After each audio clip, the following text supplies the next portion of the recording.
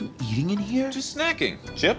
No! Get out of here! What's your favorite snack food? Well, find out if it's on our list of top 10 best American snack food brands ever created. The best of the best of the best, sir. Butterfinger. Nobody better lay a finger on my Butterfinger. The Butterfinger candy bar became huge in the 80s and 90s, competing with a then much smaller array of snack items that topped best-of lists throughout the country. They nailed the sweet-savory combination by injecting just enough salt and butteriness into their concoction, rendering taste buds across the world as helpless suckers to a Butterfinger, and, as advertised, made countless people's fingers slippery and gooey as a result. In fact, the name Butterfinger came to be after the Curtis Candy Company sent out a call for entries in a candy bar naming contest, and a self-described klutz from Chicago came up with the winning name, taken from his own tendency to drop things with his own Butterfingers. Oops! Butterfingers! In case you didn't know, back in the 80s, this was one of the first times people saw The Simpsons on television in Butterfingers commercials, a good year before they got their own primetime slot. So you could say that the iconic Springfield clan and the entire world will be forever indebted to this snack for helping popularize the show. Nobody better lay a finger on my Butterfinger. Ritz Crackers. Off-brand Ritz Cracker? It's hard to override Ritz as the snack food king of kings. Around since the 1930s, Ritz is a ubiquitous name brand, a delicacy on its own, but also known for perfectly complementing other delicacies, making it both an essential and adaptable snack food. The name Ritz was meant to appeal to those without means during the Great Depression who wanted a bite of the good life, and millions of people took them up on it. Ritz soon became one of the most powerful fast food companies in the U.S., and it's hard to dispute the name. Ritz is a perfect cracker, as perfect as Coca-Cola is to a soft drink, with a rich, buttery texture that works with just about anything you stick on top of it. Anything!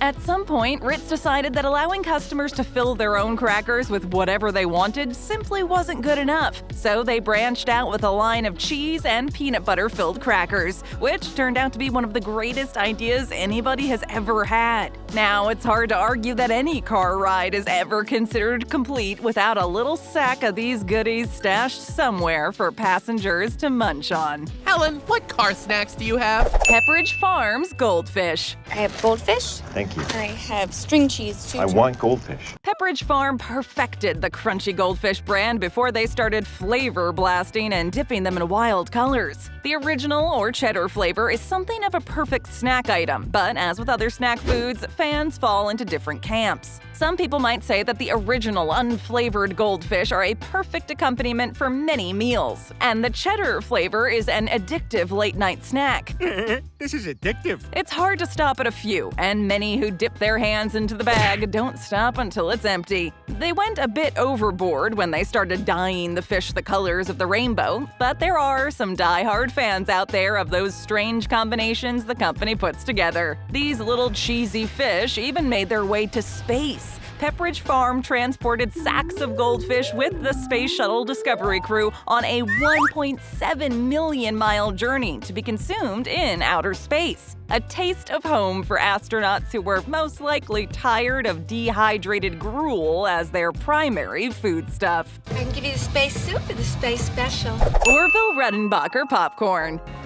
Keith, more popcorn. When the first microwaves started appearing in the 1950s, people started to get creative with ways to shortcut not just dinner, but snacks as well. In the 1980s, the typically laborious procedure of making popcorn in a skillet or using a steam machine was deemed too time-consuming. So when microwavable popcorn came about, it became a massive hit. Now anybody could just stick a bag in the box, wait a few minutes until the pops died down, and voila! Fresh popcorn. My popcorn. You were supposed to get me popcorn. What, did you forget about me, babe? Mr. Orville Redenbacher was a real man, unlike the namesakes of some of these other brands.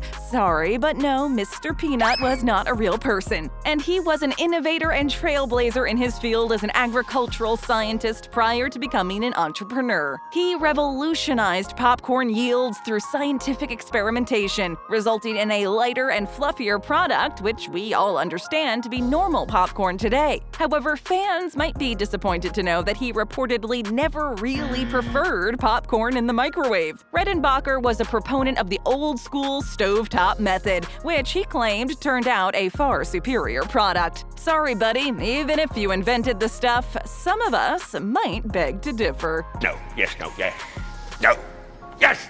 Oreos. These are not the cookies, right? Okay, I ordered Oreos. Competing for the most disturbingly addictive snack food of all time, the Oreos cookies line must be included. A cream-filled delight that has enchanted generations of hapless Americans who like to think that the cream inside the cookie is like milk, thus a healthy and calcium-filled staple for an average diet. Well, they couldn't be more wrong, but this matters not at all. Oreos are the epitome of all-time deliciousness, and when they started double and triple stacking them, adding more and more filling until the cookie became almost invisible under a mountain of white cream, they might have reached the pinnacle of pupil-dilating snack food perfection.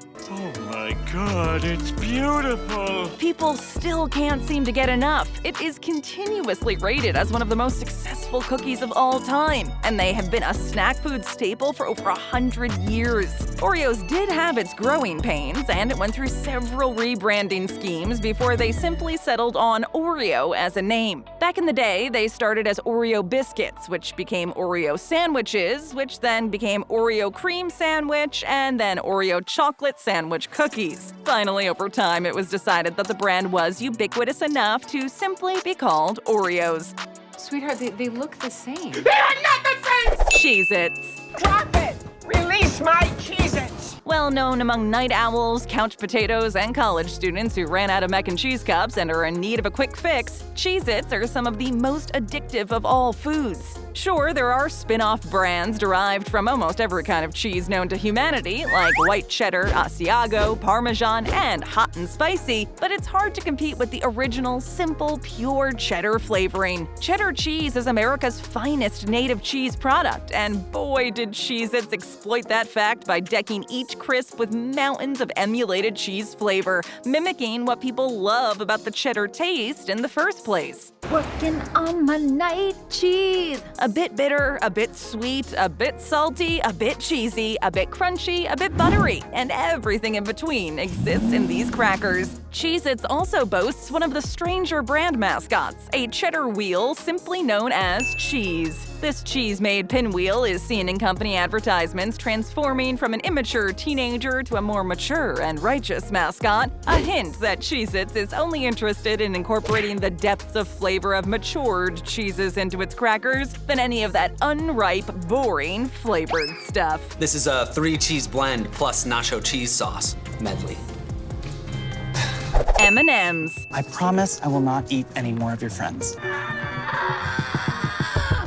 Okay, it might happen one more time. M&M's have created such a wide-ranging multiverse out of their brand that you could fill a whole city with its confectionery variations, which is part of what makes M&M's so fun to begin with. Sure, there are purists who claim the original chocolate M&M's are the best, but many people point to peanut, almond, peanut butter, mint, or even orange vanilla cream and crunchy raspberry as their favorites. That exists?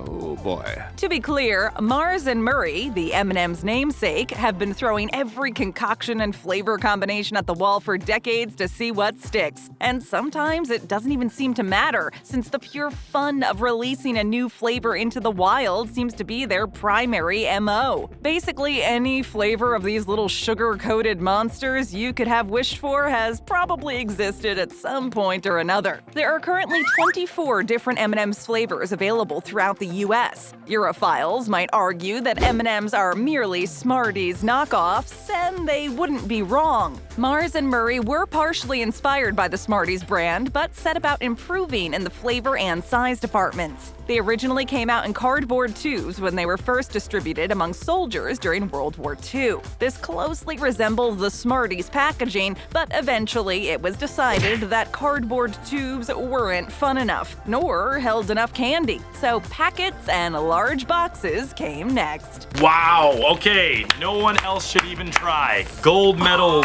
Planters Nuts. Hey, Mr. Peanut, no, you don't. Don't do it, Mr. Peanut. No! This just decidedly un-Italian sounding company was founded by a poor Italian immigrant, Amedeo Obici, in 1906, who chose the name Planters because it sounded dignified. This served as an example of how the American dream can come true if you have the determination, marketing chops, and a peanut roaster at your disposal. As a snack, Planters' success has been easy to calculate. They have harvested and fed Americans something relatively healthy and delicious for generations, and made it fun in the process. They even had the sound mind to understand that people who paid extra for mixed nuts would be agitated to find a mix made up of mostly humble peanuts, so they started to guarantee mixes with less than 50% peanuts. Look at this nut mix. It's half cashews. I hope we never land. But to be fair, peanuts are pretty rad too. And who doesn't like Mr. Peanut? The monocle-sporting nut has been around since 1916 when a schoolboy won a design contest and the company adopted his distorted peanut drawing as the company logo. And he's been a staple on store shelves ever since. Mr. Obici was so moved by the schoolboy's peanut logo design of Mr. Peanut that he eventually paid the boy's schooling through college and all the way to medical school, which must be one of the most amazing competition prizes of all time. Oh my god, you're crying. I'm not crying, you're crying! Doritos. Hey, where's the birthday girl?